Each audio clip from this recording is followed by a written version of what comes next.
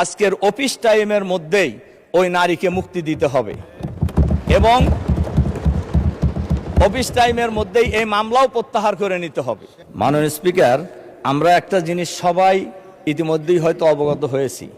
নাদিম নামে এক ব্যক্তি ফেসবুকে সরকারের কিছু পরামর্শও দিয়েছে, সমালোচনাও করেছে। সেই সমালোচনা বিএনপি জামাত উভয়কেই করেছে এবং তার এই ফেসবুকের স্ট্যাটাসের দিয়েছে, কি বলে, শেয়ার দিয়েছে একজন সাউদা সুমি নামে এক নারী।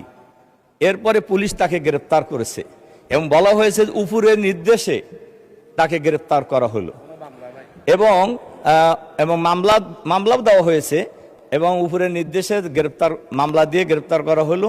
আমার প্রশ্ন হলো, এমনি সমালোচনার মধ্যে ছিল তেলটাকে সে বেশি গুরুত্ব দিয়েছে। তো আমার প্রশ্ন হলো, উপরের নির্দেশ বলতে কাকে ওনারা বুঝিয়েছেন এটা আমি জানতে চাই।